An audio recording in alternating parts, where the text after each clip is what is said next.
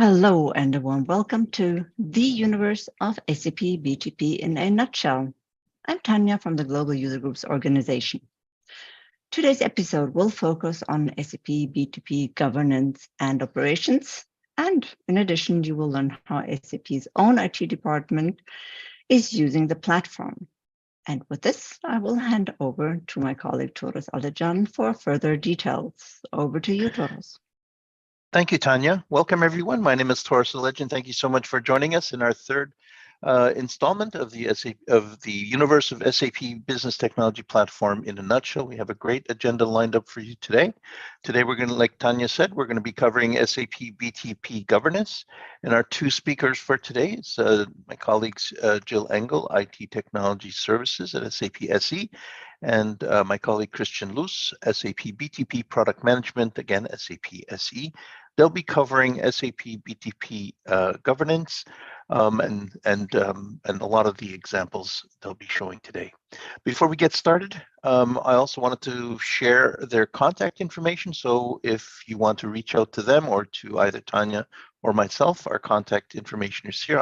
I will be putting them on the chat as well for you to reach out to us after the event is over. Also, I'd just like to let you guys know of some additional webinars that we're currently planning. We have two companion webinars that have come out of the universe of SAP BTP in a nutshell from February the 8th to February the 22nd. We have a 3-episode series, How to Leverage SAP Build Low-Code App Development and Automation. And another companion session we have is from February 9th to March the 23rd. This is a 7-episode deep dive, again, coming out of the universe of BTP in a nutshell, from no code to pro code, the right solution for everyone. And then the third companion episode that we have, the open space of application operations within SAP BTP. This is a 5-episode session starting on April the 20th, ending on June the 1st. Also on March the 7th, in collaboration with our partner Accenture, we are putting together a webinar, Perform Mass Data Changes in SAP SuccessFactors. So if you're interested in joining any of those sessions, I will be putting the links in the chat. And also, I won't go through the entire list, but suffice it to say that we have also many upcoming on-site events being planned. If you wanted to come and spend the day with us and talk to some of our SAP topic experts along with our partner topic experts, we'll have events in Madrid, Copenhagen, Stockholm, Toronto, Montreal, Ottawa, Calgary, and Dublin. Many more to follow in the coming months. Finally, I also want to let you guys know that we are also in the process of doing episode 3 of the SAP Garage series. So this is one level deeper, a little bit more hands-on enablement and expert guidance. Each of the episodes in the Garage Center focuses on one SAP Discovery Center mission. Our next one is on March the 1st, and we'll be covering identify optimization potential in the user experience of your business app. If you want to register, again, I will put the registration link in the chats for you to register. And with that, I'd like to hand it over to Christian. Christian? Thanks, Toros, and thanks, Tanya. Happy to be here and talk about BTP and specific the governance and operations topic. Today, I want to give a overview over the tools which we have on the platform and the services which enable you to do BTP, to operate BTP and run BTP, and to govern also the access and the usage of BTP. And in the second part, Jill will talk about how SAP itself is running BTP and offering solutions on top of BTP to its more than 100,000 employees. So just a quick recap on BTP. There was in the previous sessions, BTP was introduced with all its capabilities and services. BTP in the nutshell is basically the basis, the foundation for our core ERP solution, for our HCM, spend, and customer relationship management portfolio, for our industry-specific solutions and also for our ecosystem. So BTP plays a very important role in the SAP product strategy in the sense that it's first integrating the different solutions in our portfolio better together so that they work better together, have a consistent user experience, have a common data model, have a common user and identity management. Second, that we build new applications on BTP, right, to leverage it as a technology platform. And third, that it also, of course, is a platform for customers and partners to extend our standard solutions, right, with differentiating features to really build innovative solutions, extensions on the platform, which work close together with our applications, but which are also open to integrate with third-party applications and services. And with the BTP, we of course offer different capabilities for application development, to automate and integrate business processes, to manage data in a scalable way, and to also use AI services to drive better decisions. Analysts like Forrester are stating that technology platforms like BTP are really a key enabler for innovation in the sense that they allow businesses, organizations to change quickly, to react to changing business conditions, right? And that allows them to grow faster than the average, right? So that's really important. But in order to really make efficient and effective use of a technology platform, you need to have the necessary processes in place, to govern the access and the usage of the platform. And that's even more important the more you use the platform, right? The more adoption you have, the more users you have. In that sense, the governance topic becomes more and more important. Now, let's look at different aspects when it comes to setting up a plan for how you want to run BTP in your organization. And there are multiple aspects that you should consider. So the first one is all around processes and practices about your organization. So you need to find the right setup for your team or for multiple teams, right? Once you start growing, how you organize yourself, right? So we see a lot of customers adopting a DevOps model where they have individual cross-staff teams, right, with a mix of skills and profiles being responsible to develop, but also operate and support end-to-end, from end-to-end perspective, applications or services that they are building, right? So to be self-empowered, but also end-to-end responsible. However, we see that this needs to be complemented by a central team, which provides central governance, which provides central guidelines, central support to basically steer multiple of these different DevOps teams, right? So that they can operate along common practices and standards, right? So for instance, when it comes to support processes, onboarding to new projects, right? Evaluating new technology, providing knowledge transfer to the teams. So for some processes, for some topics, it makes sense to have this owned by a central team, but still the central team needs to support the individual development teams in being responsible for their specific solution then. Right? But the exact setup, how you organize your teams around this is always very customer specific.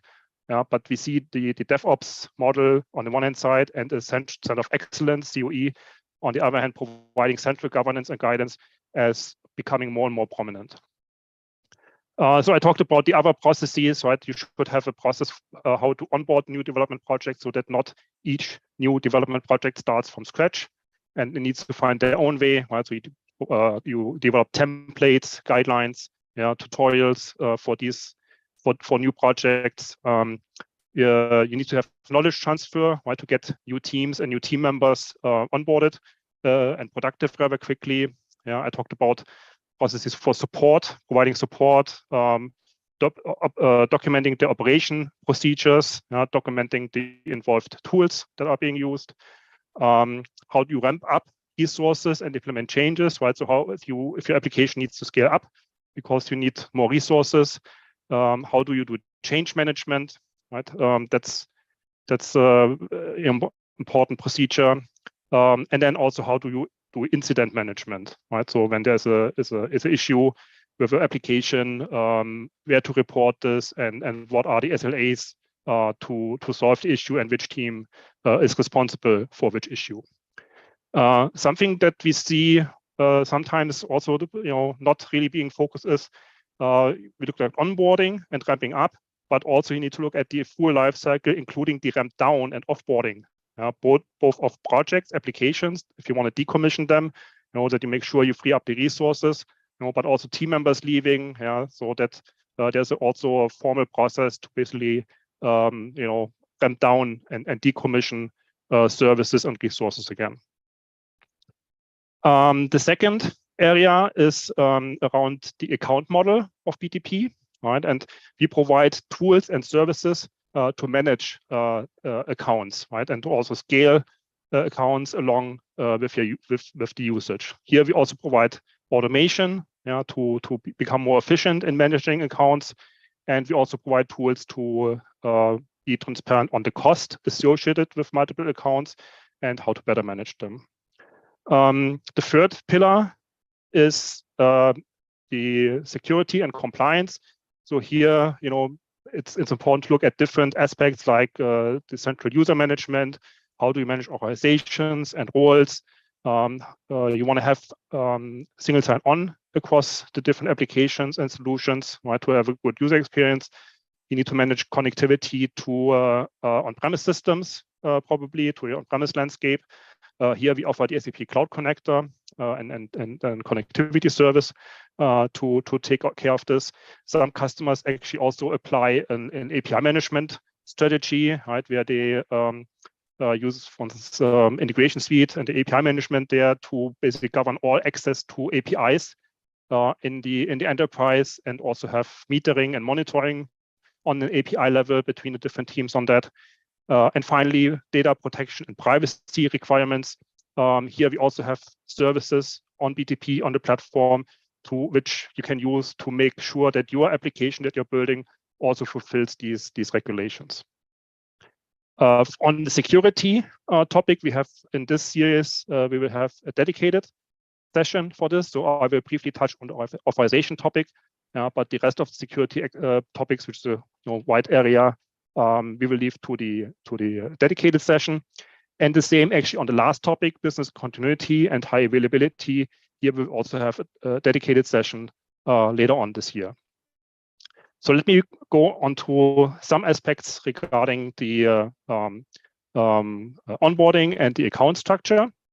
For the onboarding, so if you want to get yourself or new teams onboarded easily to BTP, we offer dedicated webinars, which are 60 minutes and which give an introduction into the BTP and how you can easily get started. So I want to point you here to the support website from SAP where you can sign up for this. So let's take a look at the account model for BTP in detail. It all starts at the top with your global account. The global account is always linked to a customer organization. So it will have your customer master data linked to it, and it will also link to one or multiple contracts. So that's the entry point. Nowadays, it's possible to link multiple contracts to a global account, which also includes multiple business models, commercial models, right? So you can have a pay-as-you-go contract linked to the same global account as, for instance, multiple subscription contracts for BTP, or even mix it with free tier services, right? So that's very flexible, and we would recommend to have only one global account, for your organization. There's also a dedicated administrator or technical contact associated with a global account, and this would be the main contact person from SAP support, when it comes to questions around your BTP usage, right? So that's very important that you define this. If that person changes, you should update this so that you always get latest information from SAP if there's important information to convey. At the lowest level, you have the individual sub-accounts. Sub-accounts is really where you sign up to applications and services on the platform. So that this is really where the usage happens. This is where you build applications, where you create service instances, where the usage happens. And each sub-account is always linked to a specific region, right? So that's a data center from a certain infrastructure provider, like Azure or AWS or Google. That's always in a certain region. So for instance, let's take AWS Frankfurt. You can have multiple sub-accounts, of course, right? And we recommend also to use the sub-accounts to structure your development landscape, right? So you would have one the dev sub-account, a test sub-account, and the production sub-account for your application or for multiple applications. Now, how you structure this is really up to your organizational structure, right? To your also naming conventions, how you name these sub-accounts. But to separate basically dev, test, and production, you would use multiple sub-accounts. So typically, the more you grow, the more applications you have, the more teams you have working. Also, you would use sub-accounts to structure the deployments and to isolate teams from one another, right? So that you do not have 10, 20 teams working in the same sub-account, right? Because that makes managing the applications and the support and the deployments quite difficult. Once you have really a large number of sub-accounts, it makes sense to organize them into directories. And this is really the middle layer here, right? So directories are like folders, which you can use to, again, categorize multiple sub-accounts into one directory. You can actually have multiple levels of directories, I think up to 5. So you can have directory in directory in directory if you really need a very complex and scalable structure. Now, how you use the different directories, that's really, again, up to you. So you can use it, you can structure it by subsidiaries, right, or by business areas, or by regions, actually, geographical regions. Again, there's no one-fits-all solution here. It really depends on your individual setup, right, and how you want to use the platform. What's important to know, of course, is that you can manage authorization and access on each level, right? So you can manage access to directories, you can manage access to sub-accounts so that only certain teams and people really can access a certain sub-account or access certain sub-accounts within a directory. Furthermore, it's also possible to provide labels to both directories and sub-accounts, for even easier filtering and organization. So, for instance, you can label all your development sub-accounts with a certain label, or all your production sub-accounts with a certain label if you want to see just the production accounts, right, in a directory or under your global account. So that's a very flexible structure, which allows you also to scale, to grow, from maybe a small set of sub-accounts, maybe just 3, right, as a minimum, one for all your development, one for test, and one for production, up to really complex structure with hundreds of sub-accounts organized by multiple levels of directories. The landscape, with the sub-accounts, that's also linked to your development or your deployment pipeline and transport management. Right, so typically you would use either our out-of-the-box provided CI/CD service to handle your deployment pipeline from making a change to bringing it to your dev sub-account. You can also use the project pipe in combination with open source or third-party software to be more flexible. Right, if the standard service that we provide out of the box doesn't really fit your needs, you can use that approach. But in the end, that's deploying to your development sub-account. And then there will be an automated handover as part of your pipeline to the transport management service on BTP, which then distributes this change to your test sub-account or pre-production sub-account. And then finally, after some additional tests, for instance, on the production sub account. Right. So integrating your account structure with your development pipeline and the transport management, allows you really to handle changes in a sustainable way. For this whole topic of change management and operations, we again have a dedicated session in the series later on. Regarding security, so I mentioned you can define access and authorization to resources, entities, to accounts, both on a directory level, but also on a sub-account specific level, right? And here we have multiple roles. So we have a sub-account administrator, we have a directory administrator. Administrators can do everything. They have full access, right? They can create new entities, once new sub-accounts. They can also change them and delete them. And for each level, we also have a viewer role, which has just read-only access, right? So they cannot change anything, but they can access, for instance, the sub-account or all sub-accounts within a certain directory.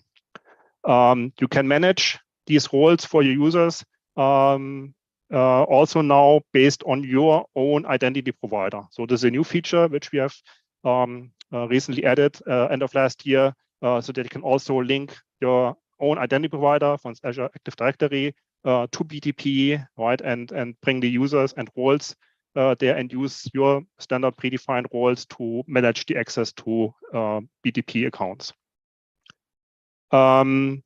These are the pre-delivered roles role collections that we have out of the box.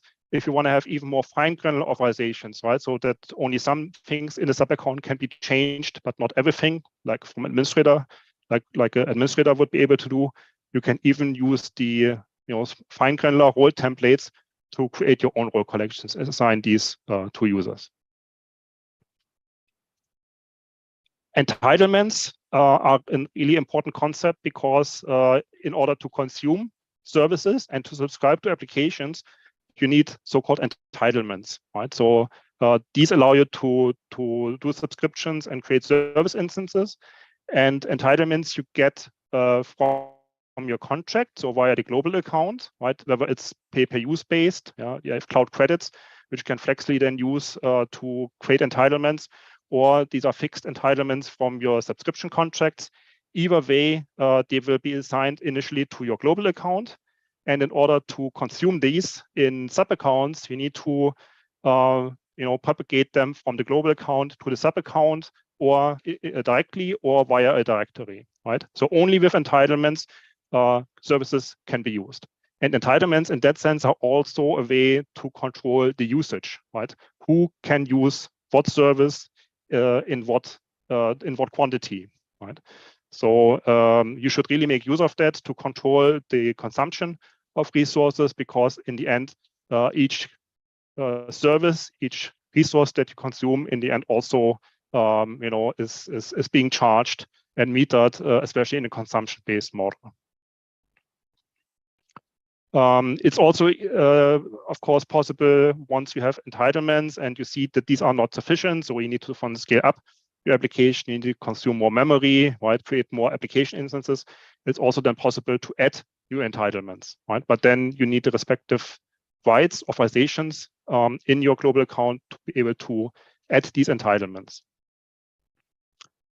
Now, we also provide tools to automate, for instance, the creation of sub-accounts or directories, the assignment of entitlements, and the creation of subscriptions and service instances, so that you do not have to do all this manually via Cockpit. Especially again, if you are talking about large-scale development, automation would be really desired. And for that, we provide both a command line interface, where you can run commands to these operations, or you can also do this with a REST-based on a public REST API, which we have published in the API Business Hub for BTP itself, which you can call to again manage accounts, entitlements, and to provision services into a sub-account. Quite recently, we have also published on the GitHub page the so-called setup automator for BTP, which internally uses these APIs and command line interfaces, to completely run a fully automated script, which is defined by JSON files, which based on this configuration create a fully configured sub account, for instance, with subscription to certain services, which you configure via the JSON file, right? And this allows really full automation of the whole setup and provisioning. You can also store this as a template, right, and parameterize it so that based on the needs of a certain team, you can provide a fully configured and ready to use sub account to that development team. Now, I also mentioned the cost aspect, right? So consumption of services in the end also is tied to costs. And as a owner of the global account, right, or then as the owner of a sub account, you should have a view on the usage, and make sure that it's not exceeding a certain limit, or watch the impact on the overall cost that it would have. And with the BTP cockpit, we provide usage analytics here. We can see the consumption per sub account, for instance, of a specific service. You can see also the usage over time. You can see how much of your cloud credits, if you're in a consumption-based model, have been used up in that month already. So you really have the full transparency here. You can also do this, of course, on a sub account level, right, to see, for instance, how much HANA is being used in a certain sub account over time, and so that you have this transparency both on a global account level, aggregated across multiple sub accounts, but also on an individual sub account level. All the data can also be exported, in an Excel file, so that you can then further analyze it, right, create custom reports out of this. And the export can be easily done with a button here in the cockpit on the report page. Now, we also see, especially with larger organizations, a need basically to distribute, again, the cost for BTP to the different subdivisions or different business areas, right? So again, here, for instance, the central IT on the customer side would act as a service provider to internal teams. And for that, they basically need to distribute the BTP cost to the individual teams, right? And with the usage reports that I showed, and also especially the export and the APIs, it's possible to create a report, which then, on the basis of which you can then, as a global account owner, charge the individual sub-account owners, for instance, based on cost center, based on project, and so on, with the actual costs based on their actual usage, right? So, for instance, you can see then which sub account or which group is using how many HANA resources, and then distribute the overall cost for the HANA cloud service per usage to the individual sub accounts or business areas. So this was the general overview. I would now like to hand over to Jill, who will show you how SAP IT itself runs on BTP. Yeah, thank you, Christian. So also warm welcome from my side. So as my colleagues already introduced me, my name is Jill, and I will give you some insights on how SAP IT is working and operating the SAP Business Technology Platform. So just to give some more clarification in the beginning, I'm also part of the Platform Center of Excellence, which is a department within SAP IT. So don't be confused when I jump between the terms we as SAP IT and we as the Platforms Uni. So first, you will see how the SAP Business Technology Platform has evolved within SAP IT. So in particular, I will talk about how we used to work on the SAP BTP, what has changed in the meantime, and how we work with it today. And then the next thing is that we will jump directly into the SAP BTP cockpit to show you how our account structure looks like within the system. And this is then followed by an overview of the services that we offer to the internal teams in SAP to help them run their applications in the SAP BTP. So let's get started with the story of our IT cloud transformation SAP. So we actually started our journey more than 10 years ago, evolving our way of working and our strategy with the product. Back then, our main task was to develop applications, and these were used on mobile phones. And since 2014, we provide a central entry point to simplify things. And to be more precise with that, to offer business applications developed by delivery units and us. This platform is used by all employees within SAP and is called the SAP Fiori Launchpad.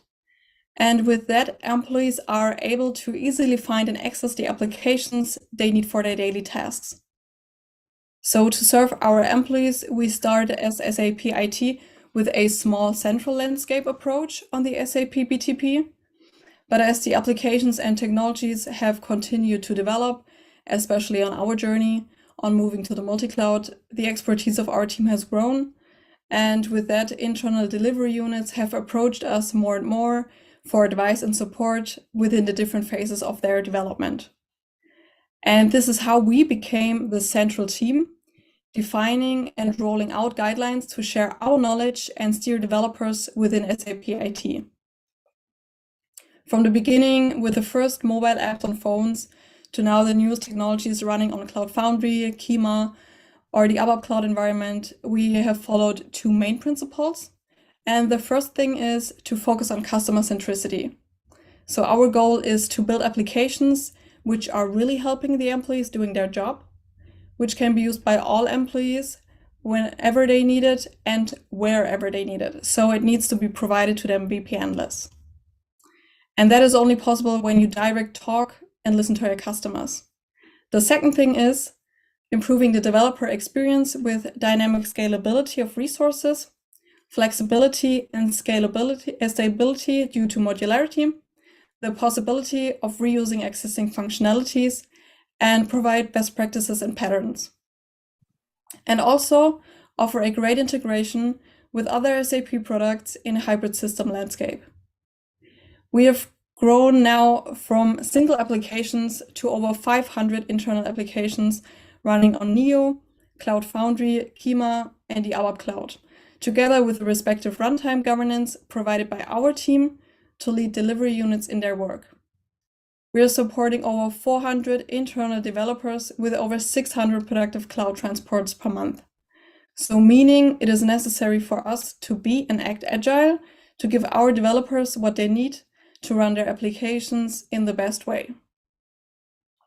With the growing amount of applications and developers in our central account structure, we have noticed that the workload becomes too much when we carry all the responsibilities within our team, and we can no longer meet the other teams in their requests, and therefore we had to rethink our structure and move to a new one. So with our central account structure, we had a lot of advantages. So for example, we could determine what and how things should be implemented. Also, we could decide who we give access to it, but we also had to ensure that our account remained stable and resilient. And unfortunately, in the long run, this leads to us becoming a bottleneck. Therefore, we had to think about how we want to scale in the future. So we decided to share our responsibilities and allow the delivery units more freedom and flexibility while following guidelines and governance processes. And so we came up with our new approach, a decentralized account structure. And with that being said, I want to jump directly into our SAP BTP cockpit and show you in the live system how our account structure is built and explain to you why it is built this way. So we started with a structure of so-called directories with what Christian already explained in the beginning. So here in our system, you can see that we maintain 4 different directories. And these directories represent different clusters based on lines of businesses. So in our case here, we have SAP IT Human Resources, we have Marketing, we have Finance, but we also have a directory which is called Core. And this one is used for our team for internal services, processes, and evaluations. Below that, we have the 3-tier landscape.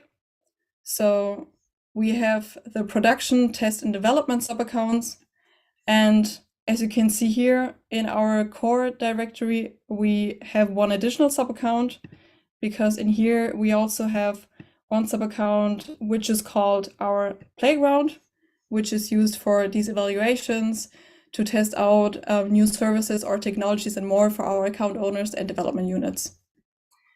So now the responsibilities to operate within this decentralized account structure is now split within our team, so the platform COE, and the directly development teams of the different lists of business units. So with this approach and the freedom that comes with it for the delivery units, we still cannot allow them to develop all the applications as they wish. So therefore we have to enforce rules and follow certain IT guidelines. And here the platform COE acts as the global account owner. So in this case, we are the account owner of this customer demo global account. And the task of our team is not only to keep order, but also to streamline effort to minimize workload for development units. So in this case, the platform COE can also be seen as a catalyst. So we act as a multiplier for our knowledge. So we define guidelines and support for other teams and driving strategy to help the development units to execute it. So then below us in this hierarchy, we have the account owners, and these are responsible for the different directories we have. So they have the freedom to operate on their accounts based on the regulations and boundaries defined by our team. They ensure to act as a central contact person for their development units. So they have to ensure that the responsibility of compliance on their sub-accounts and the applications running on it is provided. Within the different sub-accounts, so the development, test, and prod environments, the development teams work. So these are the guys that are really focused on working as an end-to-end responsible team, on working on solutions and building business applications. So here in this account setup, you were only able to see a small part of our account structure, but I think you can imagine how fast this can grow. And with the different lines of businesses that we already have today, we support even more than 100 sub-accounts. And in relation to this, we often get the question, how do you manage to bring this knowledge into the development teams? And to show you how we support our account owners and also our development teams, we'll jump back to our presentation. So the developers have more rights, and with that, they also have more responsibility within our decentralized sub-accounts. But still, we have to check as a central team whether corporate security is properly ensured or naming conventions or rules are compiled, for example. To follow the regulations and support the internal teams, we offer different types of services that can be used. And quite decisively, according to the use case we have an offer for it. For example, we provide documented processes and guidelines for all those who want to have an entry point into topics around the SAP BTP. Also, once a quarter, we send out communications within SAP to inform employees about news. These news are not only about topics such as new features for application development, but also new services that we offer or policies that can support development units on our SAP BTP accounts. To address our developers directly, we offer them support in the form of guidelines on our knowledge base and exchange via a community. Among the developer guidelines are also recommendations on best practices, such as reference applications or links to certain trainings or training materials to developer skills. So this allows us to share our knowledge and also educate developers as multipliers of it. Also, with the use of SAP Stack Overflow, we can offer a platform for direct exchange among delivery units. So here developers can help each other by going in exchange while asking or answering questions. In addition, we offer central services that we organize and manage. These include, for example, our service catalog, which you can see here on the right-hand side, It ensures that the life of the delivery units is simplified by supporting them in recurring tasks with an automated ticket system through a first and second level support team. And recurring tasks for that can be, for example, creating a new sub-account, requesting role assignments, or simply adding a new application to our Fiori Launchpad. And last but not least, we offer so-called consulting hours. These take place several times a week as individual expert talks, so that project teams can address their questions directly to us, and we help them to solve the issues. Also, we offer architecture reviews, which work in a similar way. So also here we have experts from our team that take a look at the architecture of specific groups, projects or applications in order to provide them assistance. And on a tooling side, we also try to make our lives easier. And so we created a central DevOps tool, which is only used SAP internally. So it's not a product that is getting sold outside of SAP. And this is used for us to keep an eye on all our accounts, their performance, and the compliance status. And with that, we are already coming to the end of our session. So I hope I was able to give you very briefly some insights into our best practices in working with the SAP BTP over the last 10 years. So thank you very much for your attention. And now we are very excited to see what questions you might have.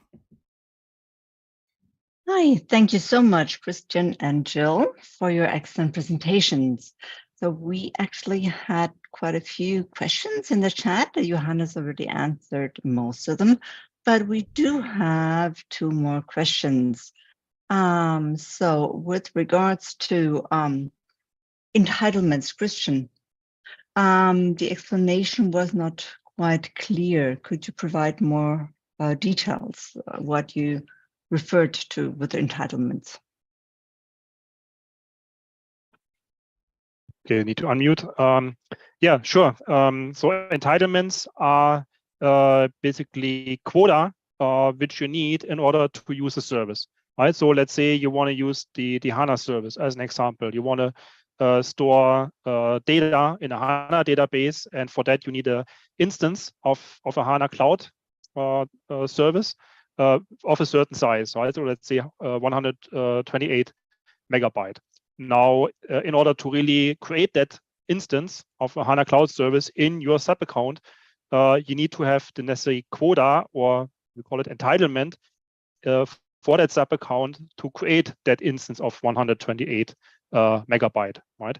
And the quota you get from the contract, it's first of all available in your global account. And in order to use it in a SAP account, it needs to be assigned from the global account to the SAP account, right? So that also means if you have assigned it to a SAP account, the available quota or the available entitlements on a global account level would be reduced accordingly, right?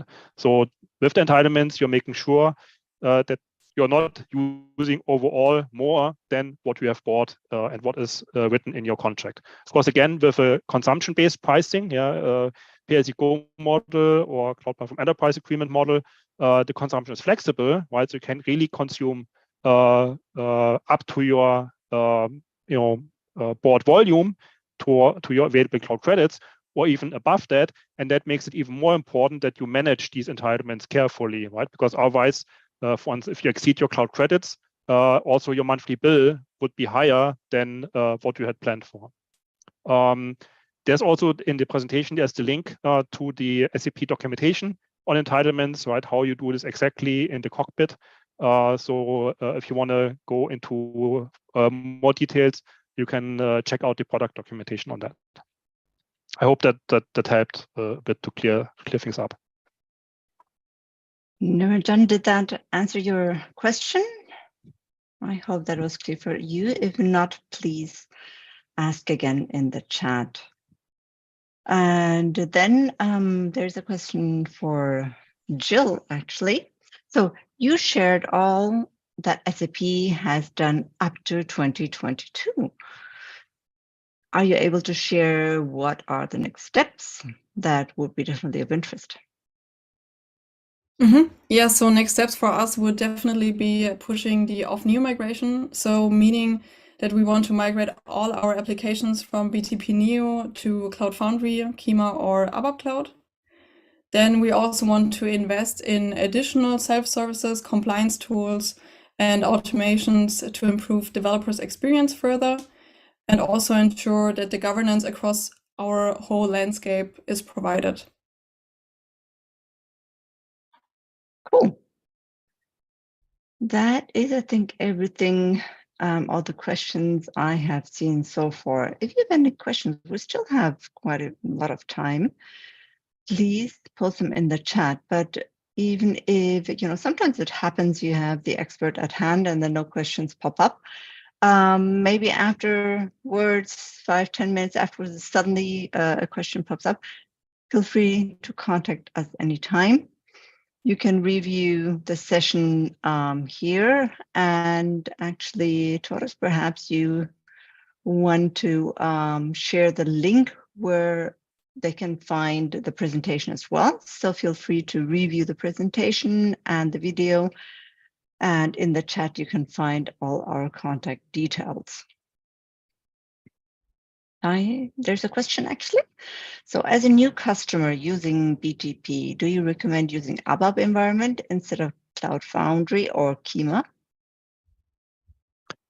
Yeah, maybe I can take that first, and maybe Jill, if you want to add something from SAP IT perspective, how SAP IT decides, feel free to add to that.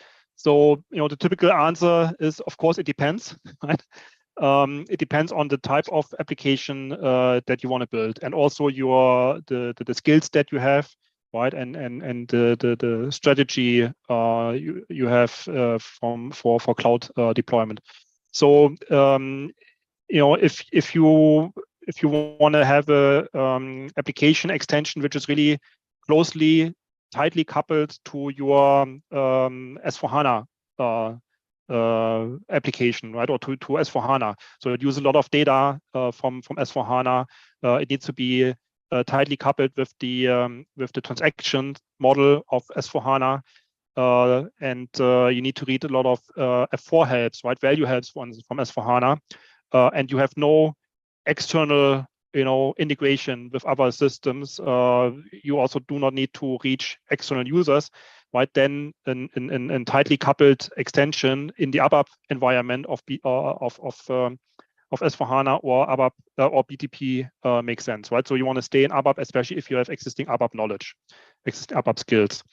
If you want to build native cloud applications, right? So which interact with S4HANA side by side, so via public APIs and events, then, but still want to follow, let's say, guided development approach from SAP, where SAP says, if you follow this model, then this is basically a safe path for you to take, right? So for instance, using the Fiori design, using the SAP UI5 library, using the cloud application programming model, using the Business Application Studio toolset, right? So that's the SAP guided development approach, how to build business applications on BTP. Yeah, then you can use the Cloud Foundry environment and the tools and frameworks that I mentioned to build your application. If you need more flexibility, if you need highly scalable cloud services and applications, if you want to be more open and also, for instance, use third-party frameworks, if you want to use open source libraries, right? If your application is highly, resource intense, right, and you do a lot of calculation and background processing, then the Kyma environment is the recommended approach, right? But this requires already some maturity, right, in terms of cloud native development and architectures to fully leverage all the capabilities there. So that would be the high-level guidance. For ABAP specifically, we have an ABAP extensibility guide published on our website. Maybe we can also share the link later in the notes, which also explain when to use tightly coupled extensions in ABAP versus what we call side-by-side extensions on BTP with the different environments that we have. Right. So this would be the general answer, but as I said, it really depends on the individual use case, on the skill sets, on the nature of application that you want to build, what the user base is it internal users, is it external users, how much scalability do you really need? Yeah, maybe Jill, anything to add from your side? Yeah, not much. You summarized it quite well. So also in SAP IT internally, we use Kima, Cloud Foundry, ABAP, so everything there is no limitations, and we let the development teams decide based on the preferences or skill set. Great, thank you so much. And by the way, maybe if you want to join the series starting on Thursday from no code to pro code, the right solution for everyone, you might get further questions, answers to your question as well. Starts coming Thursday, so in 2 days. So we have quite a few questions coming in. This is great. So, here, how is SAP working on experimental vertical edge topics to support new innovations within SAP?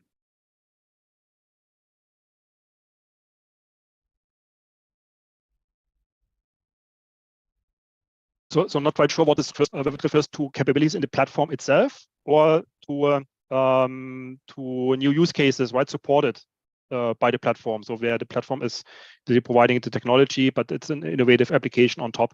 So I think we have both cases, yeah, so without designing for one or the other.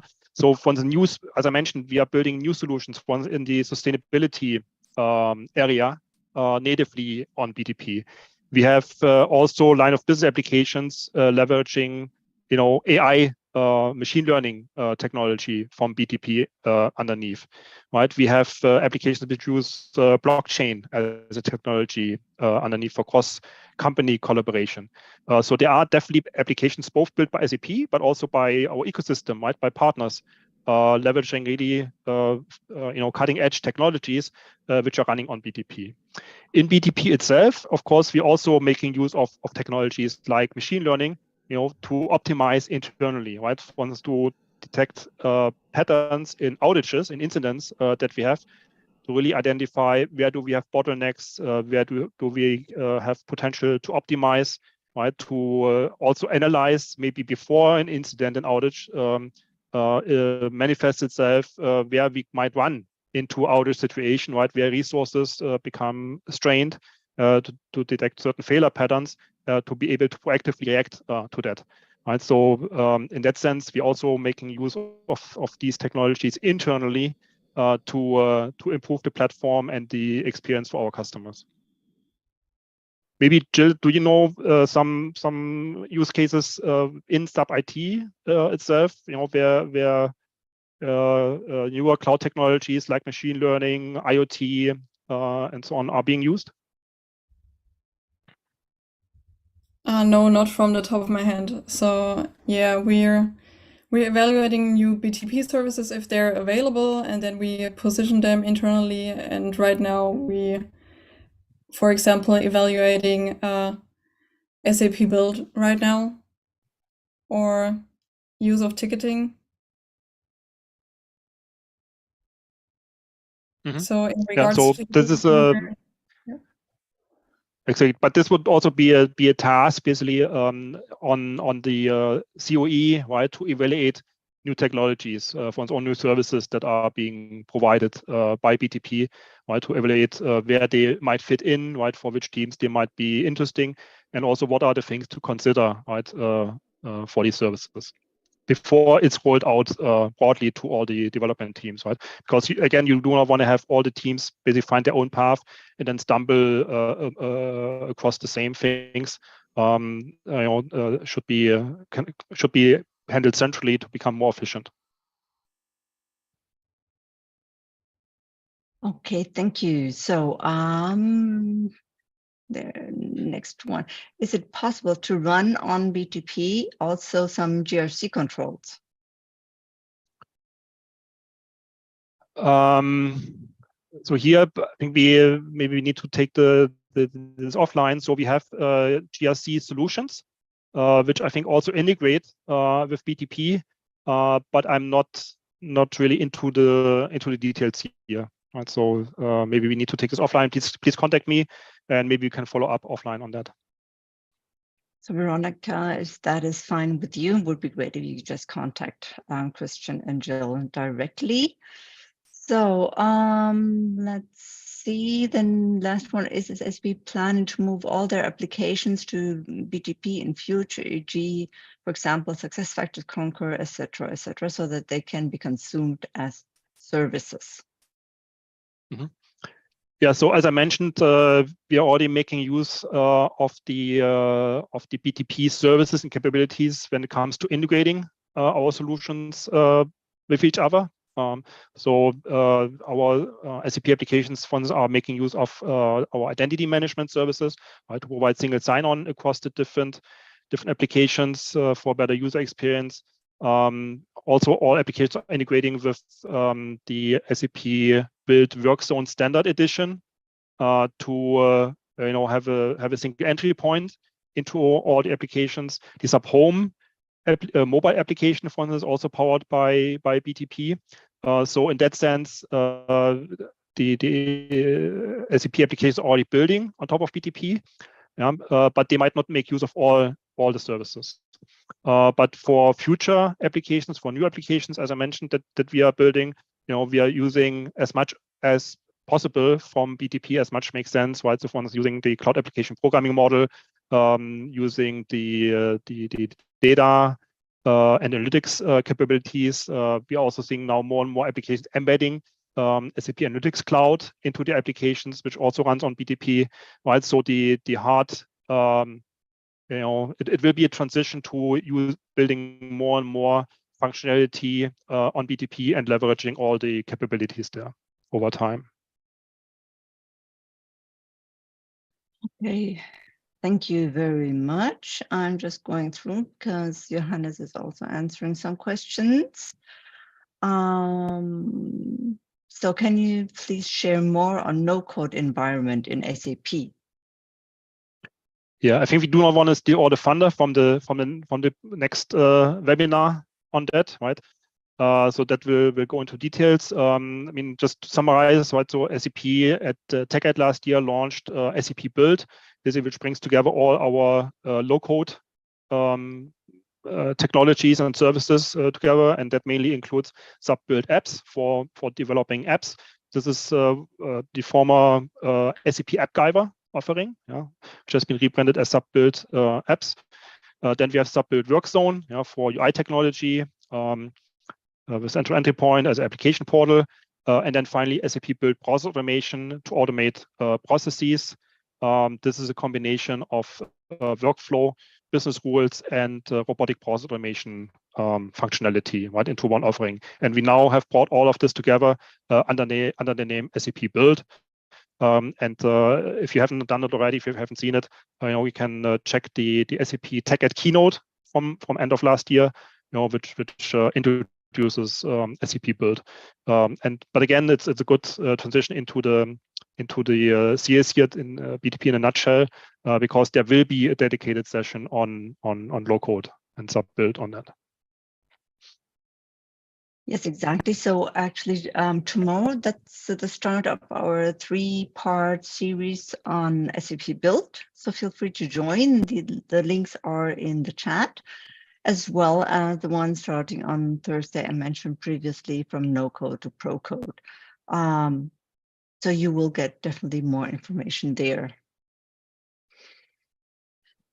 So I'm not quite sure, Balavaskar, you mean can we run BTP without code?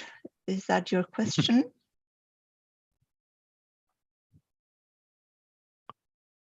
This, because I think there's a typo, just to make sure. Yeah, I think that's because you also asked the question with the no code environment.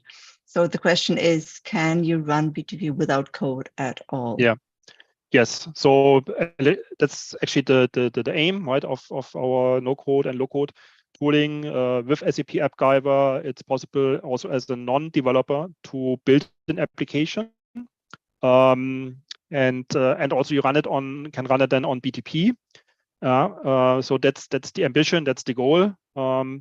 However, it of course also depends on what kind of application you're building, how it integrates with what other systems and applications it's going to integrate, and so on. So definitely, when it comes to more complex enterprise applications with a lot of integration from the S/4HANA landscape to on-premise, consuming rich APIs, then at some point, of course, you need to work together, with IT, with a developer, to make sure that you're using the right API, that you're also fulfilling the security and data privacy requirements, right? But it's all about becoming more efficient and also working together with different with people with different skill set and different backgrounds, right, to be able to deploy applications and develop applications more efficiently and more rapidly, right? So yes, the ambition is to create applications on BTP without coding, but as always, it depends. So for more complex use cases and for lots of integration and security requirements, at some point you will need to involve IT, right, to make the application scale and be enterprise ready and compliant. Hey, guys and girls, we're now on top of the hour. If you have other questions popping up, please feel free to contact us anytime. And with this, I would like to warm thanks to Christian and Jill for your excellent presentations, and of course a very big thank you. Sorry, it's late here. For everyone who joined, and I look forward to seeing you again either tomorrow, the day after tomorrow, or next week again. So, thank you very much. Thank you.